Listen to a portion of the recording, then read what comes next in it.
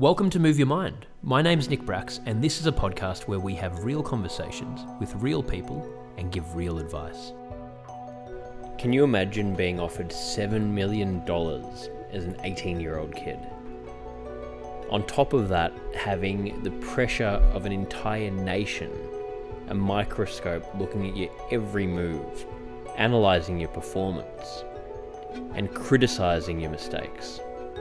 Tom Boyd excelled in sports as a kid, and at the age of 18 he joined the GWS Giants as the AFL's #1 draft pick, and was later recruited to play for the Western Bulldogs on a record $7 million contract.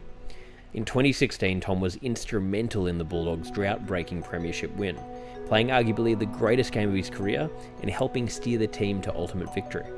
However, in 2019, following years of struggle with depression and anxiety, Tom made the decision to walk away from the AFL, leaving the fame and success of football behind for a happier life. Tom's now a public speaker and mental health advocate, and he's just released his first book, Nowhere to Hide. I found this interview really insightful. It was so amazing to hear from Tom and learn from someone that had, at such a young age, what people spend their lifetime striving for, and had the realization that it wasn't what he wanted. Having the self-awareness and foresight to be able to make that kind of decision at such a young age and choose to listen to his gut and his intuition and do something that he felt like he needed to do. It takes a huge amount of courage, and there's so much to learn from Tom's story. I really encourage you to listen to this. I learnt so much from talking to Tom, and I was blown away by the wisdom that he has at still such a young age. Thanks again for supporting our podcast week in, week out. We can't do it without you. And just a reminder that if you want to join the Move Your Mind community, you can find all of the links at moveyourmind.me, and you can purchase the Move Your Mind book by going to nickbracks.com/book. Tom, thanks for making the time, mate. I'm glad we were able to finally get there between time zones and everything else, but super excited to have this chat with you today. Yeah, it's funny. Obviously, we were just chatting before we started recording, and just trying to juggle all of the different things in life. We add in like commuting sometimes, and then working hybrid other times. Like I feel like post-COVID, workloads have actually gone up to like 120%, particularly if you do sort of like people-facing work. Anyway, logistically we worked it out, man, and here we are. We got there, mate. But I guess before we get into it, would you mind just giving, I mean, a lot of people know your story, obviously, and a lot of our listeners will know your story, but for anyone that doesn't, would you be able to just give a bit of an overview about sort of where you've come from and how you've gotten to where you are now and what you're now doing? Yeah, it's a good question. I'll try and squeeze it in as quickly as possible. Obviously, we only have a period of time together today, and I don't want to speak the whole time. So I grew up in the eastern suburbs of Melbourne, massive sport addict from a young age, basketball and football sort of primary ones for me. By the age of 15, I was the state captain for the Victorian football side, and I was also basically selected in the state squad for the Victorian basketball side alongside the likes of Ben Simmons and Dante Exum. They're definitely better than I ever was. Don't worry, I wasn't going to go play in the NBA, but essentially got to the stage where I was doing, I think, 12 sessions of sport a week, and really had to, silly as it may sound, decide which profession I wanted to go down in terms of the two sporting opportunities I had. And I always felt, football was where my heart truly lay. I mean, I grew up looking at, my father on the brick nicotine-stained wall of Mullen Reserve for my junior football club, Norwood. And he was holding the Premiership Cup in black and white and had a BB getting poured over his head. And he was always my hero. So that was sort of where I wanted to end up playing footy, maybe not in black and white, but nevertheless, I went down the football path. And the next 2 years, were remarkably successful. I can say it now because, if you say you're doing really well when you're actually doing it, it's arrogance. But if you look back, I can be relatively realistic that I had probably one of the best last 2 years to a draft sort of experience that you can pretty much have. I'm selected in, the national side for the AIS. I've played in a national championship for Vic Metro, won a TAC Cup premiership at the state level, TAC Cup Team of the Year player twice, All-Australian, leading goal kicker, and eventually was picked up as the first overall pick in the 2013 national draft, which was, a fantastic honour. And Then moved straight up to Sydney. 10 days post my final school exam, I was an AFL footballer. And a couple of days after that, I was starting my pre-season, living with two strangers in a different state, gone from amateur to professional, and left behind many of the things that really I valued around, balance between my school and my sport and my family. And now sort of my whole life was consumed with football. And to expedite the story, in some degree, around the middle of the year, I was offered a 7-year, $7 million contract to become probably the second highest paid player, to my knowledge, in AFL history at the age of 18, by the Western Bulldogs. And after a tumultuous trade period, 6 months sort of post that offer first being tabled to me, I managed to get the trade through, even though I was still contracted to the Giants amidst quite a bit of turmoil. And returned to play at the Western Bulldogs for the following 4.5 seasons before retiring at the age of 23 in 2019. And amidst that, had probably the most scrutinised career perhaps ever at that stage for particularly for an 18, 19-year-old. I don't think anyone had ever been sort of under the spotlight as much as me at that age, and that was due to obviously the selection position that I was taking in the draft, and also that contract. But even more so, it was the success in 2016, where I was a part of a Premiership winning side for the Western Bulldogs, for the first Premiership since 1954 for the Western Bulldogs, and a really significant moment in the club's history. So within that was, a number of mental health issues, which we can dig deeper into after, I suppose, the summation of my career to date. But in 2017, 6 months after, being on the stage of the MCG in front of 99,981 people, and being one of the better players on the day, and with a fantastic moment that sort of stood the test of time as one of the greatest goals, or the most heralded goals in grand final history. I hadn't slept in weeks. I needed to take time off my job. My body was breaking down. I was getting sick, struggling to concentrate, and I was in the darkest part of my life, and had to basically, under all the scrutiny of being an AFL footballer getting paid $1 million a year, have to tell everyone that I wasn't okay and that I need time to recuperate.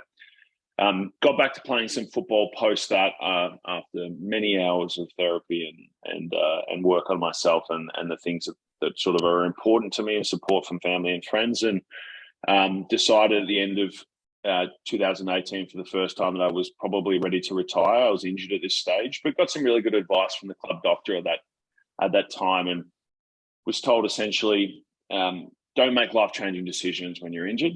Wait till you get back out on the field, and if you still don't want to play, then go ahead and do so. And that was certainly the case. And in May 2019, I walked away from the final 2.5 years of my contract, and the proportional amount of money I handed back to the footy club, over $2 million, and decided to move on to the next chapter of my life. And that was really, unknown, I suppose, but the North Star was that I wanted to work in the space of positive mental health, and I wanted to help people understand how challenging, but also how important it is.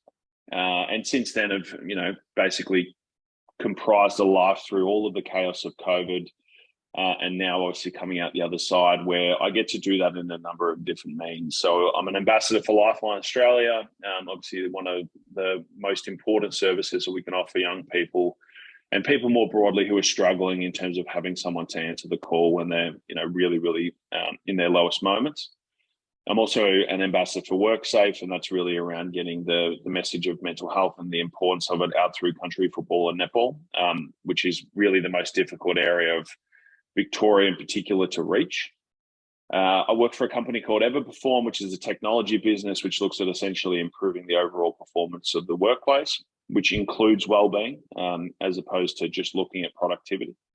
And finally, through COVID, managed to write my first book, Nowhere to Hide, which is really a look behind the curtain of a young person trying to find their feet in the spotlight. And I think, the funny thing is that whilst I may have, lived a life that was relatively unique, or definitely unique, the questions I ask myself are the same questions that many, many people and many young people ask themselves every single day.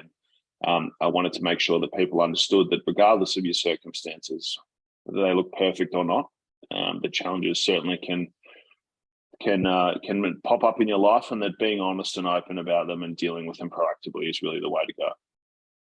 Absolutely, mate. Well, yeah, thank you so much for sharing that. And it's a powerful story. I mean, I knew a little bit about it before this, and I went and watched, looked up in more detail. And I mean, I think it's an amazing message what you're doing. And, you're still so young now, like to be having the level, I guess, of maturity that you have to be getting this message out there. And, I think more than ever, it's an important message in society, because we live behind a screen. We're looking at people's highlight reels on social media, and we live in such a capitalistic world where everyone is sort of looking for, what's next, and how do I, get what that other person has, and we don't realize what is actually going on behind the scenes. So it's just so important to, get back to basics and realize, how do we be grateful for what's in front of us, and how do we actually work out, what we want, which, like you're saying, you need that time when you're growing up to when you're in your late teenage years, early 20s, to work that out. Yeah, I mean, how do we expect young people to be grateful for what they have when they can see the entire world? Like, when we grew up, I mean, I don't know how old are you? I'm 35 now, so a bit older than you, mate. Yeah, not too much older. Yep. I just turned 27. But even with me, right? So I just missed the social media age realistically going through school. I mean, Instagram wasn't really a thing. It hadn't matured into what it is today. MySpace was around, but that was a weird sort of engagement. Didn't have as much traction as the social media companies now. And Facebook wasn't the same either. Like, it just didn't have the same influence that perhaps Instagram and of course TikTok and the wonders of the world that have existed in the past 5 or 6 years have really basically painted a world where, instead of looking at the people around you and benchmarking yourself against 10 people, you're benchmarking yourself against 5 billion, which is crazy. And, I think the thing that I always, thought about myself was, as I was going through my initial struggles, which was really around like lack of sleep and anxiety, particularly in my first season at the Giants. What the first thing was, I didn't understand what it was. I wasn't taught about it at school. And I went to a good school in Croydon Hills. And we learnt about sort of things holistically, but just never, it just wasn't a thing. It wasn't a thing in 2013 when I graduated. So it was a foreign sort of feeling to me and a foreign sort of concept. But what I really felt like was, if I can only get the outcome in my job that I want, things will improve. And I always just felt like the outcome came first, as opposed to looking at life and going, this is the life that I want to live, and then the outcome will follow. Mm-hmm. And the story I told myself for years and years was, I'm so unique, and we're all unique people. And it's certainly true. It makes us complex and interesting and fascinating. And the sort of social interactions and ecosystems that we build as people are things that, are things to wonder at. But with that being said, as people, we generally experience the emotional experience of life in a relatively similar way. We have bad days, we have good days, we have really challenging periods of time in our life. There's grief, there's loss, and for me, the barrier to entry, I suppose, for asking for help and support was the fact that I just didn't think anyone could possibly understand me. I was like, number 1 draft pick, there's only been 30 of them. Premiership player at 21, there's only 44 Western Bulldogs Premiership players ever. $7 million contract. I'm the one of one, the only person who's ever been offered that at the age of 18. So when I added all those things together, it not only stopped me seeking psychological support, but in a sense, it was like, how is my coach going to understand the experience that I'm going through? How can someone possibly understand what it's like to be abused in the street when you're 19 and told that you're worthless? Or, how can anyone, understand what it's like to stand in a bar at a birthday and end up in the paper because you had, a drink with your friends? Like, I didn't think anyone could understand that experience. And, one of the great lessons that I learned, and I tried to get out in the book, is that, we are all people and we experience these things, relatively similarly. And there is no excuse or reason for you not to be able to access help. There's no shame, there's no guilt that should be associated with it. Your problems are just your problems, and you need to deal with them as such. 100%. And, I'm listening to everything you're saying, and I can sort of relate to so many of the experiences you had where I was, grew up in a well-known family. I was thrown into the media at a very young age, getting in, negative situations and having a lot of things thrown onto me and dealing with my own issues and having severe anxiety, severe mental health issues. And, I'm thinking, what the hell's wrong with me? Like, I don't know how to talk about this. What do I do? And it sort of led to that similar cause of, I've got to get this message out there to help other people know. And the more you sort of talk about it, and even for me, hearing your story, that helped me, just hearing that, because I think as humans, we're storytellers. We learn from storytelling, and we like what you're saying before, we tell ourselves when we're going through something that we're unique.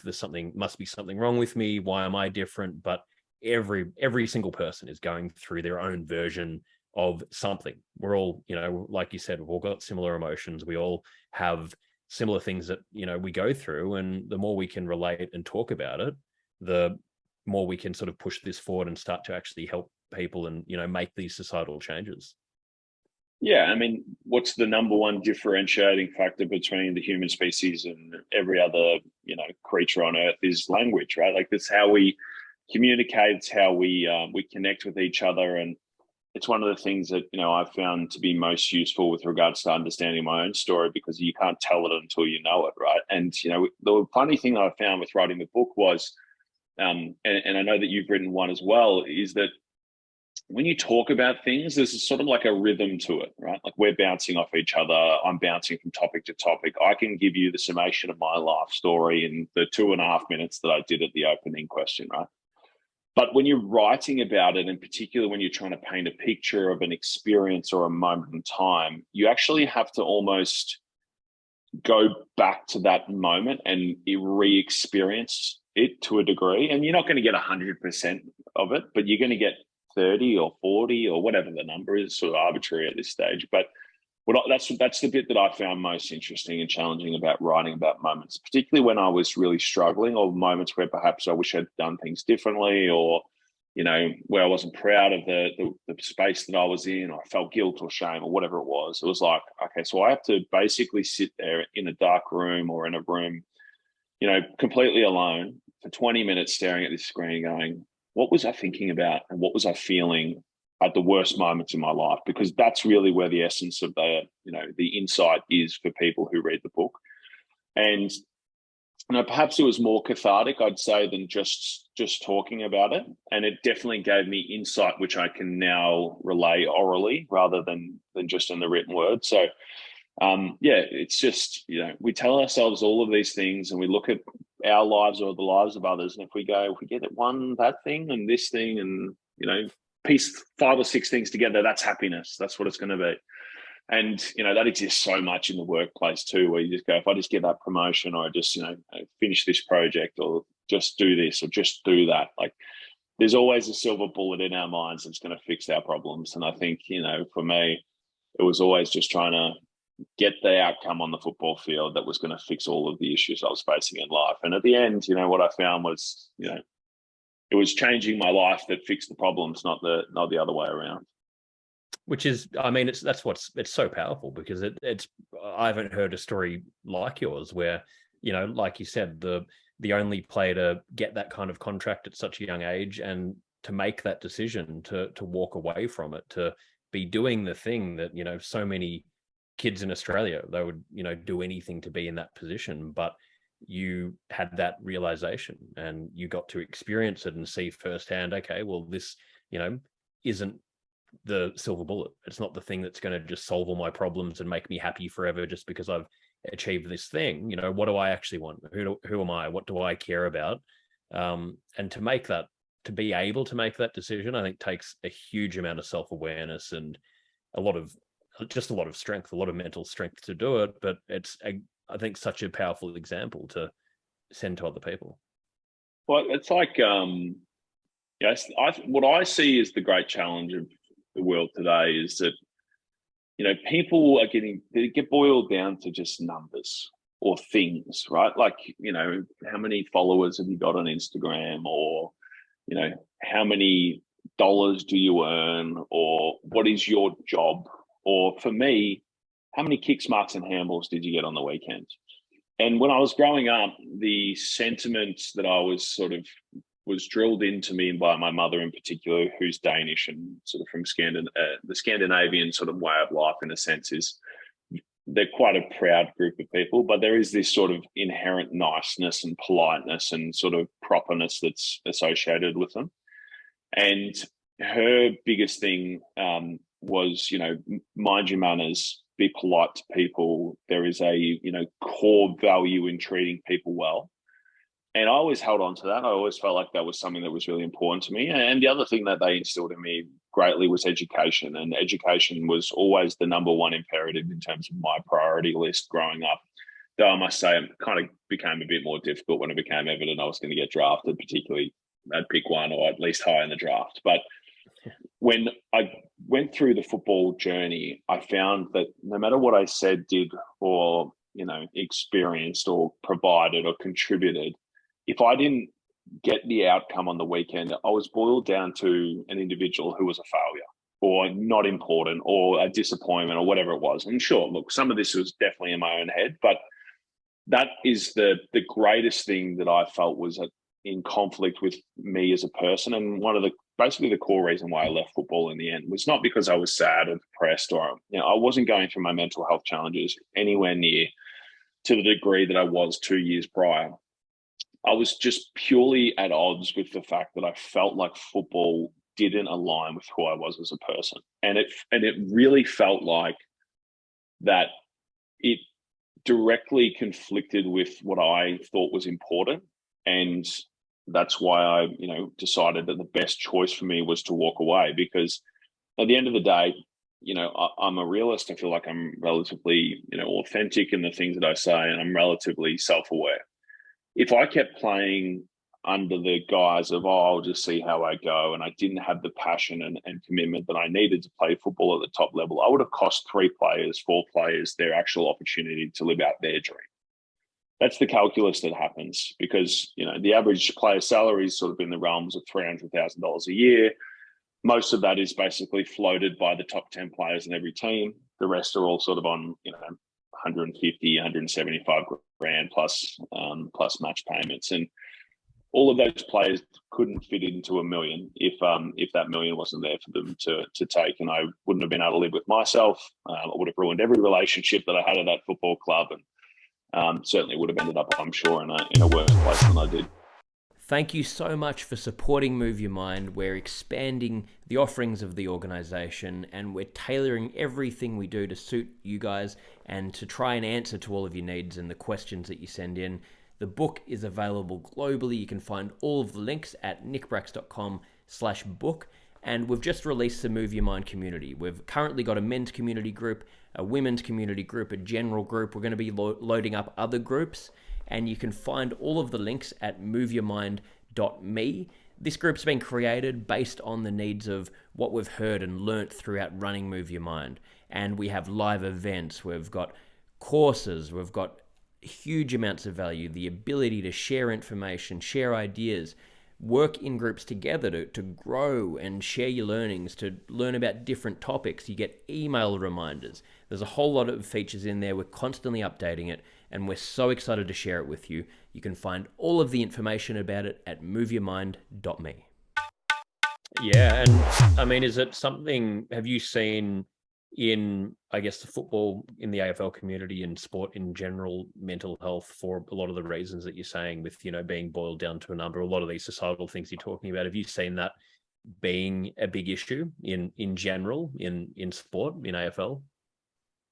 No bigger than in society, I wouldn't say. I mean, Yep. the same questions that, again, to the point that we were talking about, we're all unique, but we're all people. So the experience is not drastically different. I just think that, there's two things at play here. One is that football is an extremely highly pressurized environment. It's, you mentioned earlier being in the public eye at a young age. Well, these kids are 18 and they're expected to be perfect. And my pushback to the general footballing public at different stages, or just people that I've spoken to, is if you're offered $7 million at 18, what are you going to say? No, give me a spell. There's no chance that people would turn that down. But they act like they would. And that is the craziest thing to me. But the other thing is my question that I'd pose to people is, what would you do if you were given $7 million to play football at 18? Like, what were you doing at 18? Like, how capable would you have been to take on that financial opportunity and the responsibility and commitment that is required to execute on that at the age of 18 when you've just finished school? Like, it's just not something that people can get wrapped their heads around, I don't think. And again, other people's opinions are important to a point, but not in the broad landscape of Twitter or anything like that. So I think that's one part. It's the pressurized environment. The other part is that every single footballer, and I was listening to an NFL sort of media personality talk about this, and I thought it was a really good way to put it. The thing that the football public forget is that the best footballer they've seen is the best footballer they've ever seen. And it's probably, the captain of their local team who's getting 25, 30 disposals in Division 2 in the Western Districts Football League, right? That's the best footballer they've ever seen personally. Like, that's the best they've played with. Mm-hmm. He's not even good enough to play in Division 1, let alone play in the VFL, let alone play in the reserves of the AFL, let alone play in the AFL, let alone be a player that can contribute at the top stage. And I think just the distance between, that guy could have made it, but they didn't. They didn't make it for whatever reason. And at the end of the day, it's because they weren't good enough. And if they get injured, it's still because they weren't good enough, because they weren't capable of their body handling the stresses of the game. And I'm not having a go at anyone. I'm just saying that the distance between, the player that you think is great and the actual greatness of the Lance Franklins and the Gary Abletts of the game is so far. So with that in mind, when young players come into the game, they've been the best player they've ever seen at every level along the way. And when I walked in to the AFL environment, I had been the best player in my team since I was 12 years old, pretty much, give or take, at least in the best 3 or 4. And I suddenly walked in and I was now playing against the best players that have ever played in the last 15 years, give or take. And that is a shock to the system for a lot of people, because there's a huge reality check, ego check, sort of bring back to earth moment that happens, I think. And then trying to sort of redefine your identity in the midst of a whole other bunch of players who are insecure and trying to work out their own AFL experiences does provide, this sort of sense of identity crisis, I would say, when you enter. But equally, probably in the time at the Bulldogs, we averaged a 20 to 25% list turnover. So 20 to 25% of the people that you're playing with every single day, which is essentially 10 or 12 people, are worried about not having a job in the next 6 months.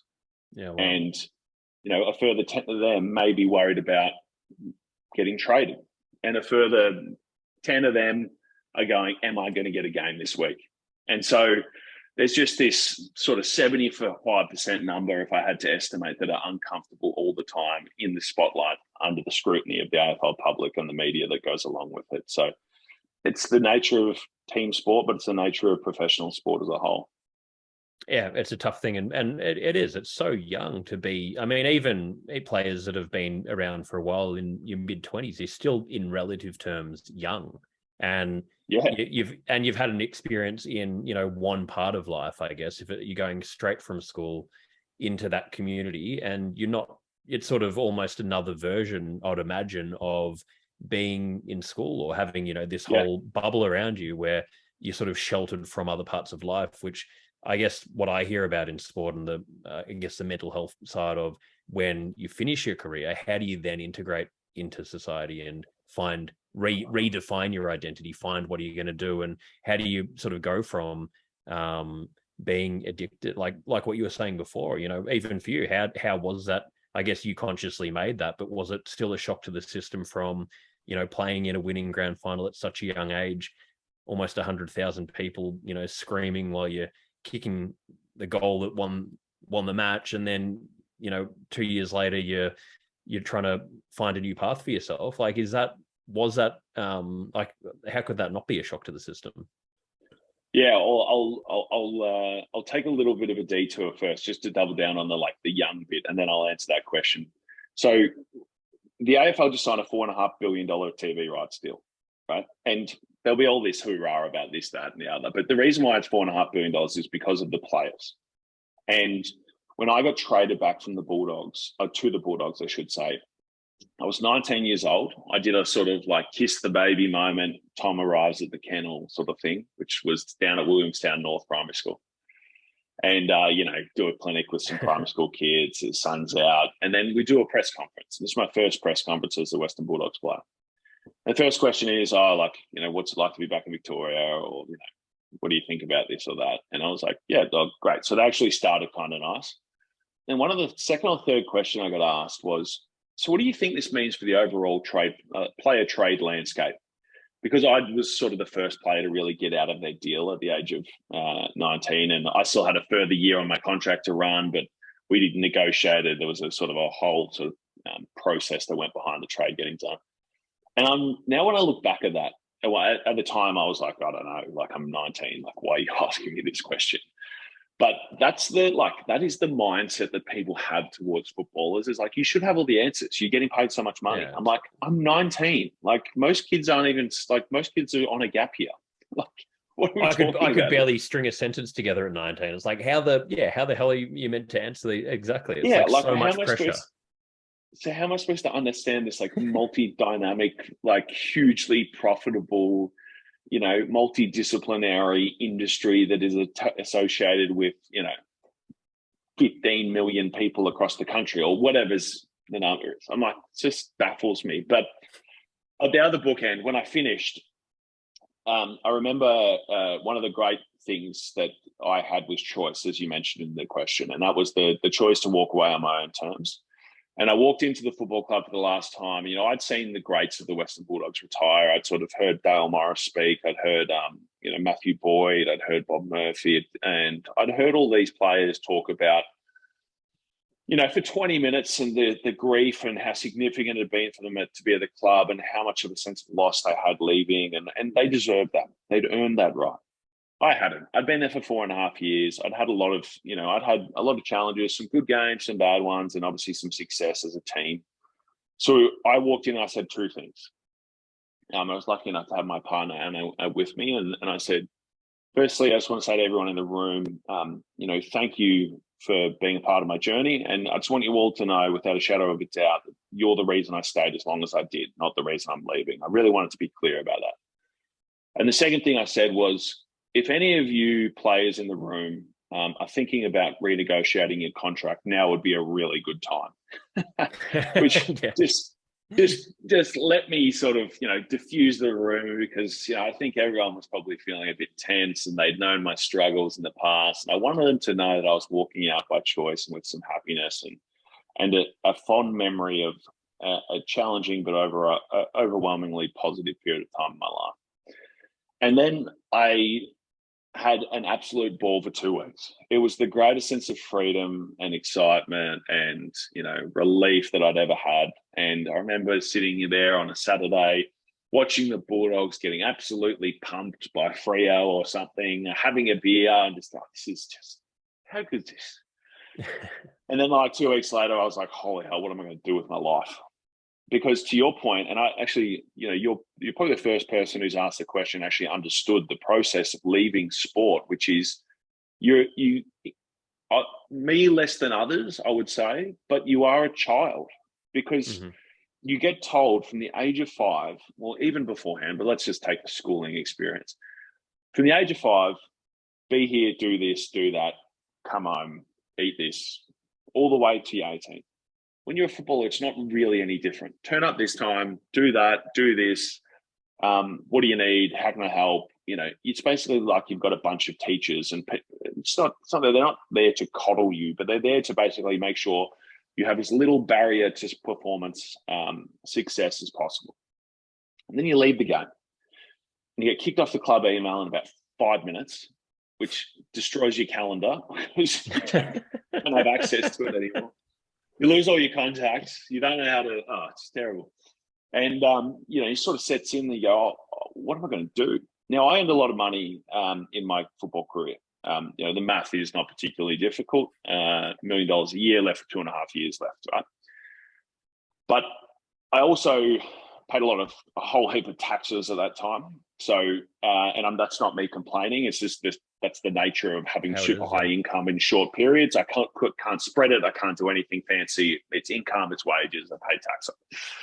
So I'd earn a lot of money, and I was lucky enough to have financial freedom in the sense that I had the ability to walk away from my income and take the time to look at what life would look like next.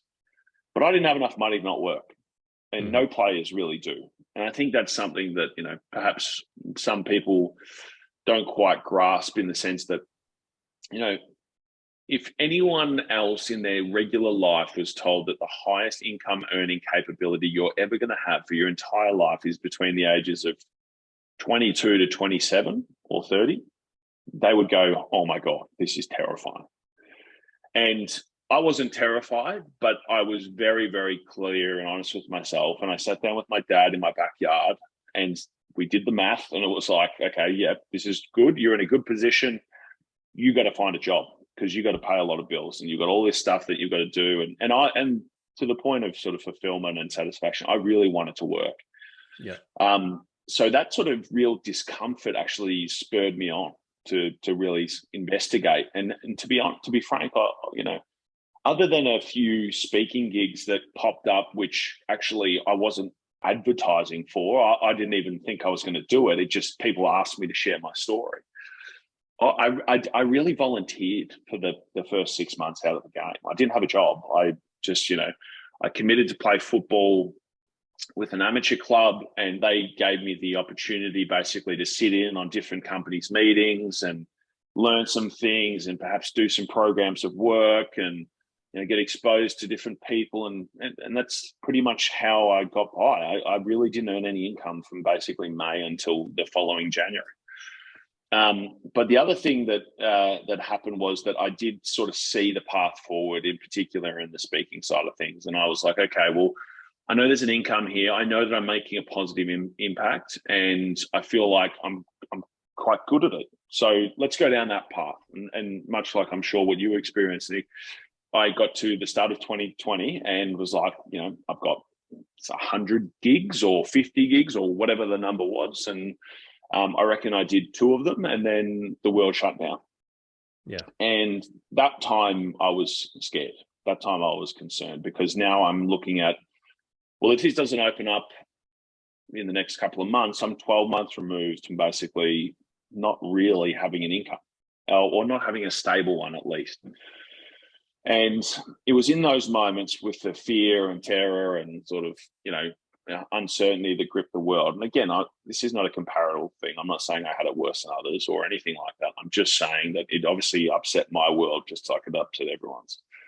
That's when I thought, for structure, I need to do something. And that's when I started writing the book for the first time by myself in the room of my house, which was at that stage a 150-year-old house that needed a renovation terribly. So that was actually the first sort of next iteration of what I was doing for work. And then I started to again, basically volunteer with the technology company that I work with. And I've always sort of operated on the senses like, I'll give something to you, and then at some point when I can show that I've given you value and that I've contributed, then we can talk about obviously me being rewarded proportionally. And in a sense, COVID was a really tough time. But in another sense, we Anna fell pregnant with our first child, who was born this year. And, I found that I actually didn't want to just do speaking. I didn't just want to be a talking head, that I actually wanted to do a number of different things. And I was lucky that COVID sort of spurred me into doing that.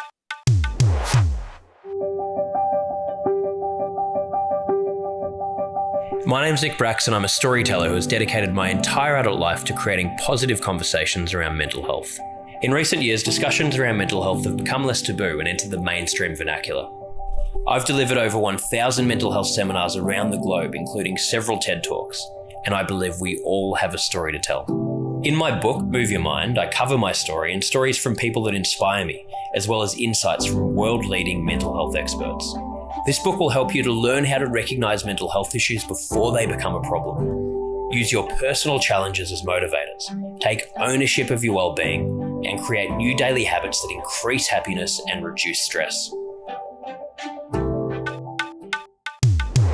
Mate, well, congratulations on the first child as well. And I love that story. And I think, a big thing I talk about a lot on this podcast is, the events that happen in life really shape that longer term picture. And it's like that saying, life doesn't make sense. Life only makes sense backwards, but must be lived forwards. And we sort of have to just keep, taking what's in front of us. And similar thing for me during COVID, I was overseas. I'd come home, had all this time free, ended up writing the book, starting this podcast, and it actually became the time I needed to take a step back and do things that then propelled things forwards and added, a new dimension to what I was doing. And I think it's a great way to look at life, and everything, brings a new opportunity. And, now from what you've done, it's all, you can see the story unfolding and how it all comes together, but you had to be able to, I guess, be reactive and, take what was in front of you at each step to get to where you are now. So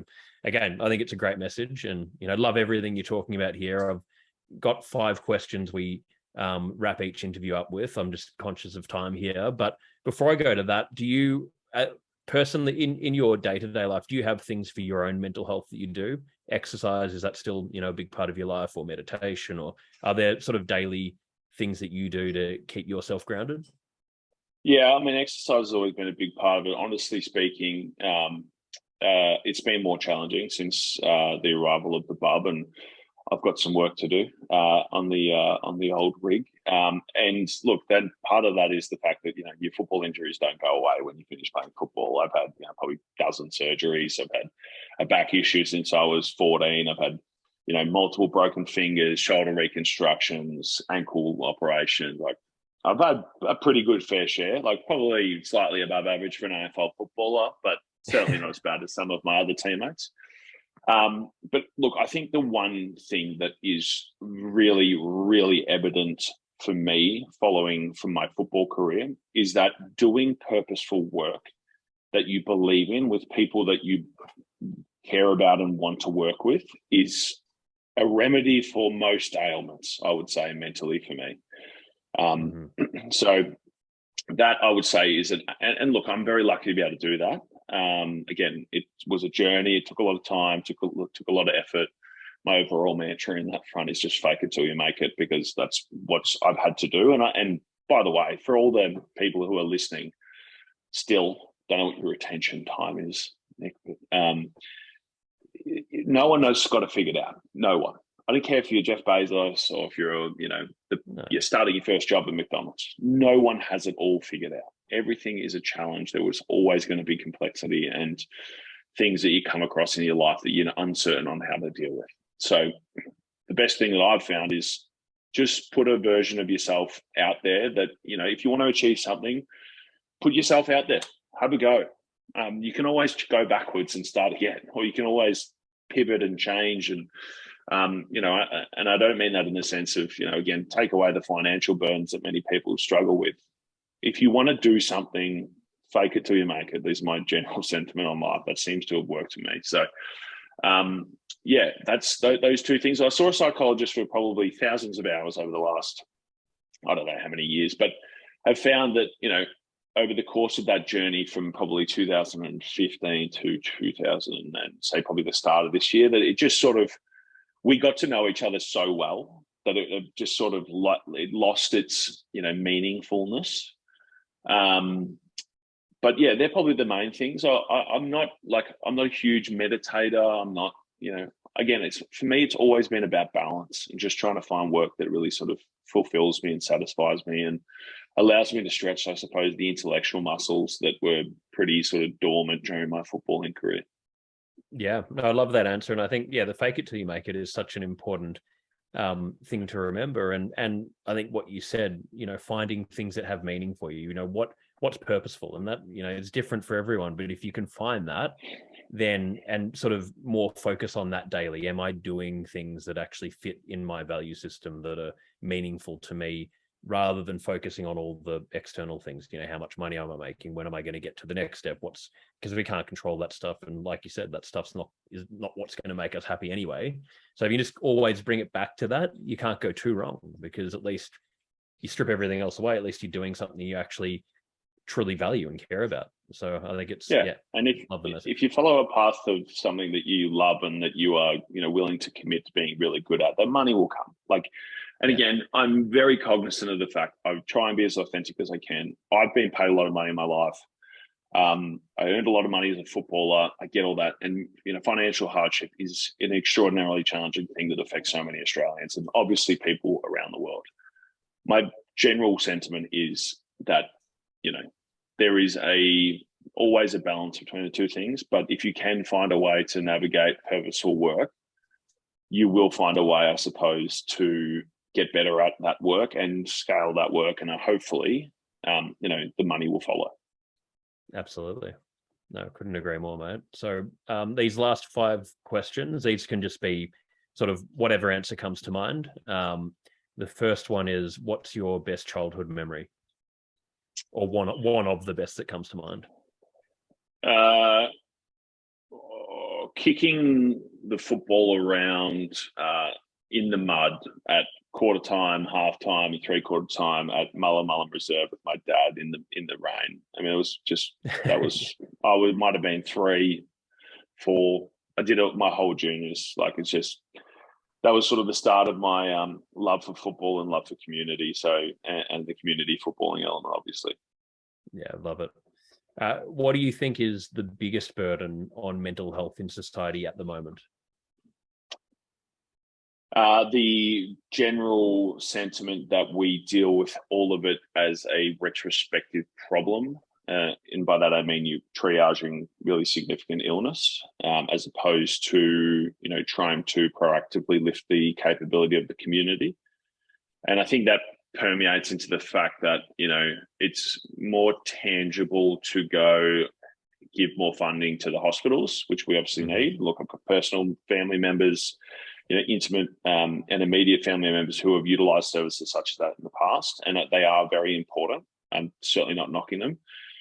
But there will never be enough psychologists, psychiatrists, or doctors to deal with this problem, ever. No. The barrier to entry is just too big. So, I think my position is that wherever people voluntarily congregate, whether that be community football clubs or the churches or the community groups or schools or workplaces, whatever it is, the responsibility is on that infrastructure and the people that occupy that infrastructure to improve the overall impact that they are individually making and obviously collectively making on the mental health of the people that are part of those communities. So I feel like that's the only way forward. No, I love that answer. And, I talk about this a lot. And like you said, the reactive stuff that's out there, it's critical. It has to be there. But the government needs to put way more money into preventative services. And we need to be, in the schooling system, we need to be integrating more education. And, there's so many things that need to be done if we want to make proper change long term. So, yeah, I think it's really important answer. Yeah. And we can't rely solely on the government either, unfortunately. No, we definitely can't. Because judging, again, it's not a criticism of mental health first aid, but we've trained 2 million people or something in the last 5 years. It's like, how can that possibly be a linear, consistent level of training capability?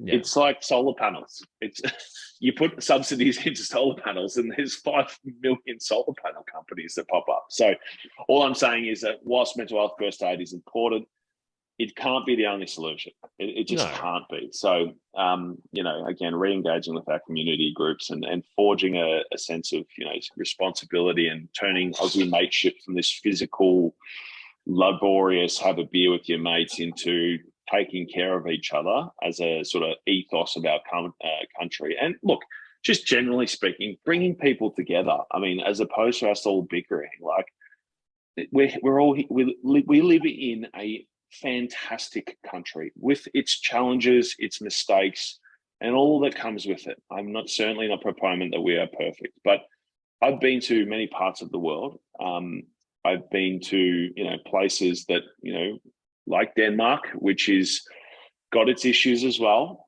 And, has been voted the happiest country on earth for the last 15 years, as my mother will continue to tell me. But Australia is a country worth, progressing for. It's worth supporting, and it's worth us all working together to make it the best possible place for the most amount of people. It is. I mean, even living in the US, it shows me firsthand. You leave Australia for long enough and live somewhere else, and you see how amazing of a place it is. The quality of life, the social systems we have. Like, it's a great country, and we need to do what we can to do all the things you're talking about there. What's your personal definition of happiness? It's a 10-year anniversary of Under Bracks, and we've relaunched with the classic white pair. We've also got new styles coming out super soon. We're donating $1 from every pair to mental health, currently to 1 in 5. You can find all of this at www.underbracks.com. It's a good question. I wouldn't say, I'm not, I don't know. I'm not convinced happiness is a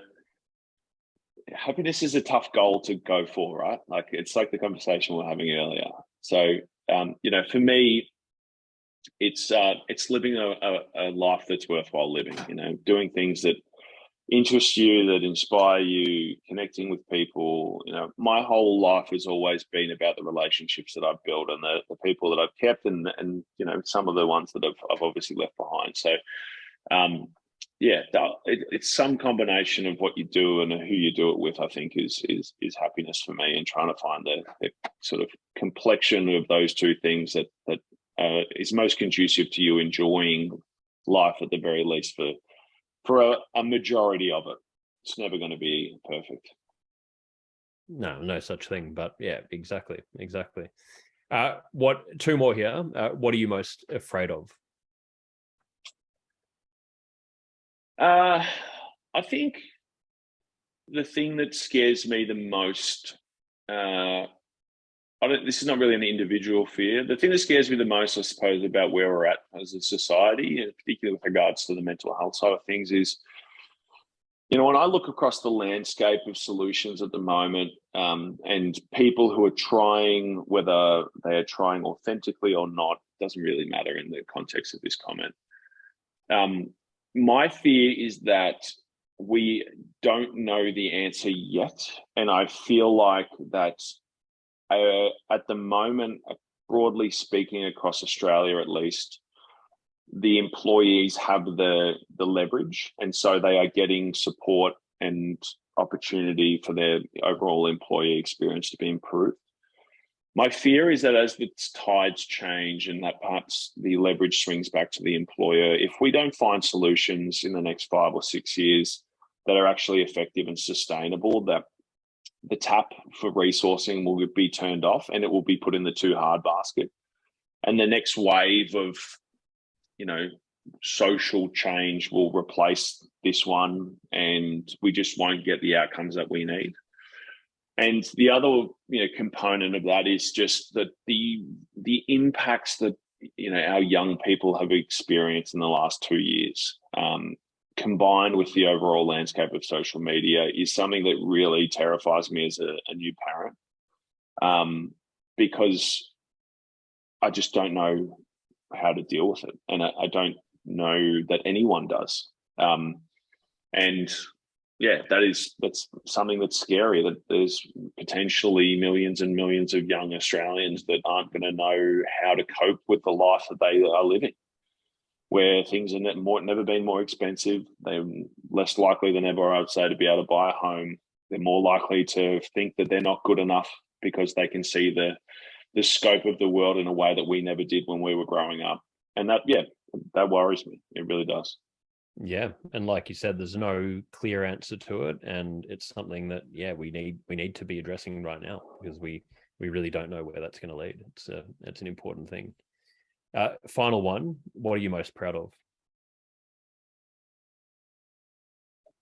I would say I'm most proud of the